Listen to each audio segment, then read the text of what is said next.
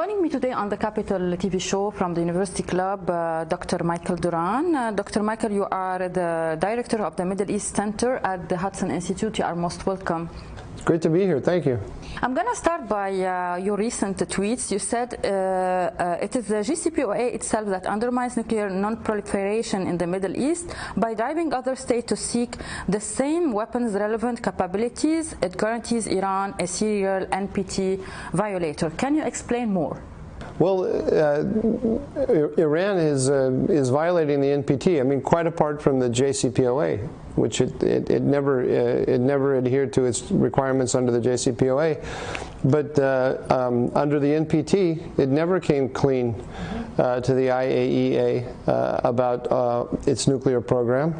After the Israelis went in and nabbed the nuclear archive in Tehran, they made that information available to the IAEA.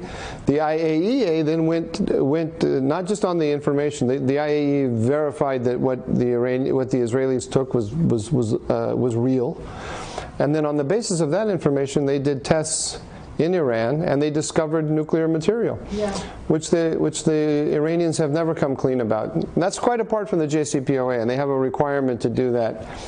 And when all of the restrictions of the JCPOA end around about 2030, we're being asked to believe that Iran is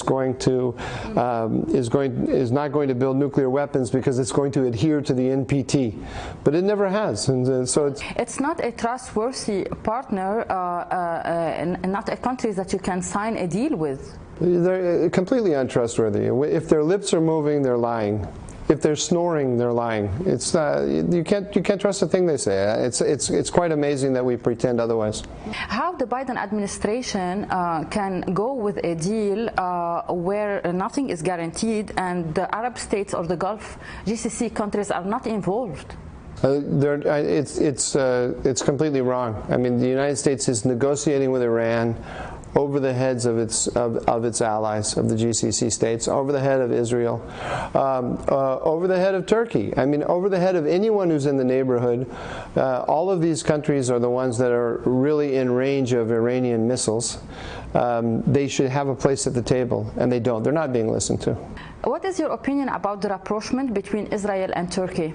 I think it's a very good thing. I think, in my view, Saudi Arabia, Israel and Turkey, they are the fundamental bedrock of the U.S. alliance in the Middle East, and the United States needs to make sure that all three of those, obviously other countries as well, the United Arab Emirates, Egypt, all of these countries are also important, but those three are the real pillars in order to stabilize the Middle East. Because you need Egypt as well, of course, but Egypt isn't going to help you in Iraq, Syria, and elsewhere, and all the places where we're contesting, where Iran is trying to erode American influence.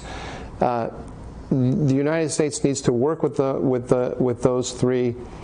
It needs to mediate between them. They don't get along very well, but if the United States does its job and looks after the major security threats from Iran, from Russia, looks after the competition with China, it can manage those relations relatively easily, I think. How do you see the role of the United Arab Emirates, the leadership, the deals they are making economically with Jordan, Egypt, and many Arab countries? Well, the UAE's number one goal is to get along with the United States. So they also have to be mindful of the fact that they live next to Iran, and they live next to Saudi Arabia. Obviously, they're much closer to Saudi Arabia than to Iran. But they want to get along with the United States. If the United States is carrying out a serious policy of containing Iranian power on the ground and preventing it from getting a nuclear weapon, the UAE will line up behind the United States. It might not do everything that the United States wants it to do, and there may be some friction here or there. But again, if the United States does its job, which is to provide security, or at least a security architecture to all the countries in the region, then all of this can be worked out. But when I see the UAE going to Tehran, I don't think they're defying the United States. I think I don't have any information about this, but I think that they are being encouraged to do that by the United States. What is your opinion about this said that President Biden should give more importance to America's relationship with Saudi Arabia and not Ras Iran? Absolutely. Saudi Arabia is our ally. Iran is our enemy. And the United States needs to know who's a friend, who's an enemy, and get it straight. Do you think this administration don't know that? No, not at all. I mean, look, the administration has shifted, recently. They came in saying that it wanted to make Mohammed bin Salman a pariah, to make Saudi Arabia a pariah. It depicted Saudi Arabia as the source of our problems in the Middle East. It depicted America's conflict with Iran as a consequence of Saudi and Israeli policy. Right? First of all, that's erroneous. It's not it. Iran is trying to undermine the American order. Iran is hostile to Saudi Arabia first and foremost because it's hostile to the United States. So that was a betrayal of America's allies. Now, Biden shifted a bit when he went to Saudi Arabia, but it was more a rhetorical shift. I don't want to minimize it. It wasn't meaningless. But what these countries want, Saudi Arabia, the UAE, Israel, they want the United States to provide security. And they're not providing the security. After the visit of President Biden, there was a deal for $5.5 billion with Saudi Arabia and UAE, arms deal. But this is like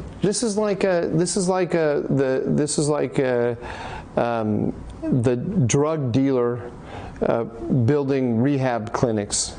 Because with the right hand, the United States is channeling hundreds of billions of dollars to Iran, so that it can build rockets and missiles that threaten all of their enemies. And with its left hand, it's selling arms to the allies. But it's not enough to actually deter Iran. The key is deter Iran. How to do that? How to deter Iran?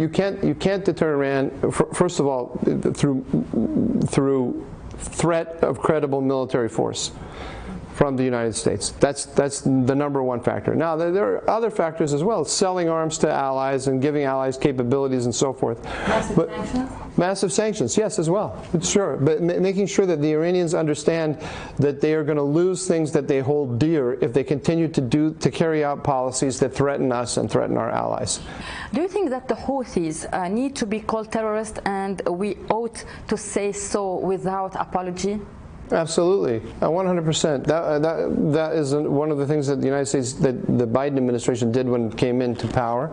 It immediately lifted the designation on the Houthis. That sent the wrong message. Of course, the Houthis didn't even say thank you and continued their terrorist activities. So it was an appeasement of Iran that got us nothing. Can you elaborate more? Well, first of all, the Houthis continued their campaign on the ground, so it didn't moderate the behavior of the Houthis, and Iran didn't change its behavior on the nuclear negotiation. The administration believed when it came in and it announced to Iran that it was not Donald Trump and that it wanted to go back to the JCPOA. It thought the Iranians were going to run and hug them and kiss them and make a deal with them, and instead they just keep squeezing every concession out of the United States. In recent news, there was a humanitarian aid from the UAE to the Sudani people affected by floods and rain in Sudan. How do you see this role, the role of UAE in Africa? Well, as I understand it, I'm not a great expert, but my understanding is that the UAE is very concerned about the food safety because it gets a lot of food from Africa, and so I think the UAE and Saudi Arabia need to be very concerned about what's going on in Sudan. The Chinese and the Russians are getting more and more deeply involved there. with the Chinese already in Djibouti and on the Red Sea, I think that we all need to be concerned about that, and basically it's a good thing. About your criticism of the withdrawal from Afghanistan, can you tell us what are the mistakes made by this administration there? For me, the number one issue is the Iran question, and if we don't get that right, then we get everything else wrong in the Middle East. That's the centerpiece should be the centerpiece of America's security and its alliance system. And when I see the withdrawal from Afghanistan, it's bad in its own right. Absolutely. But it sent a message of weakness to all of our competitors, including the Iranians, including the Russians. I believe that Vladimir Putin believed when he saw the withdrawal from Afghanistan that he should go into Ukraine. I think it strengthened his belief that he could do this without opposition from the United States. Why do you support Azerbaijan in their fight or in their conflict with Armenia? Oh, Azerbaijan is the most important country strategically to the United States that most Americans have not paid any attention to. Azerbaijan has, working with Israel, working with Turkey, has very quietly pulled as far away from Moscow as it can possibly get without being invaded by the Russians themselves. They have developed, they have not joined the CSTO, and they have developed their own independent military and trained it up to a NATO standard without provoking Putin. But Azerbaijan is the cork in the bottle of Central Asia. All of the oil and gas wealth of Central Asia, especially of Turkmenistan and Kazakhstan, can get to Europe only by going through Russia. So Russia pays a cheap price to Kazakhstan and especially to Kazakhstan, but also to Turkmenistan. A lot of Turkmenistan gas goes to China, but China pays a cheap price to Turkmenistan for its gas. And then Russia charges the Europeans very high prices. All of that can be routed through Azerbaijan without going through Russia. There's the southern gas corridor going from Azerbaijan to Italy, and this is one way to get energy security for the West. But also 1/3 of all Iranians are Azerbaijanis ethnically, 1/3, and they're all located up in the northwest quadrant of Iran. And so this is with the rise of Azerbaijan against Armenia, there's a kind of ethnic awakening going on inside Iran, which I think is very powerful I think it's very useful for all of us who oppose the Islamic Republic. I'm not saying that just to continue on a little bit, I want to make sure people understand. I'm not saying that the United States should be supporting separatism there, or should be I'm just saying that this is going on. These people don't love the Islamic Republic, and there's a very powerful force there. And I think by working with Azerbaijan, we can help to encourage it. Yeah. How do you see the change that the Abraham Accords made in the Middle East? Well, under Donald Trump, I think it was a beautiful idea. I think it's a good idea no matter what. Normalization between Israel and its Arab neighbors, fantastic. But in the concept of Donald Trump, they were trying to use that as a basis to start putting together a greater defensive network, a network of shared security against Iran. So as part of a containment structure against Iran. Now, under the Biden administration, is primarily one of just economic cooperation without the security cooperation against Iran. But they didn't declare that this agreement are against in defense level against Iran. It's only in economy. No, they did not. No, that was the American concept on top of it, and hoping to move. The next step after the Abraham Accords would have been Saudi-Israeli normalization. Now, the UAE is never, the UAE is small and vulnerable to Iranian attacks. But if we got normalization between Israel and Saudi Arabia, and we got greater cooperation among them on, say, shared missile defense and so forth, it could become a platform from which to have greater defensive cooperation against Iran. Do you think the Lebanese government would have an agreement on the maritime borders with Israel? You mean, will Hezbollah have an agreement? It looks like we're moving in that direction. I think it's a mistake of the United States to have done this, because all they're going to do is funnel money to Hezbollah in the end. It's a big mistake. And it's part of the Biden administration's greater appeasement of Iran, really, because they're looking to normalize with Assad, pour money into Hezbollah. Of course, it isn't depicted that way. They depict it as something like the Abraham Accords, where Lebanon and Israel are putting aside their differences. That's not what's happening. What's happening is the United States is helping a consortium of Russia, Italy, and France pour money into southern Lebanon, which is going to go into the pocket of Hezbollah. So the best way is to apply and go back to 1559 resolution. Yeah. Exactly. The U.S. policy should not be talking about the Israeli-Lebanese border. It should be talking about the Syrian-Lebanese border. Let them demarcate that first. They'll never do it. So do you think there is an agreement under the table between Bashar al-Assad and Israel? I think that Israel values its relations with Russia because it's worried about Iran. And Russia allows Israel to hit Iran in Syria. The IRGC in Syria. Yes, it allows it. Doesn't it doesn't attack Israeli planes if they go after the IRGC, but it demands something in return. What is it? Help with normalization of Assad.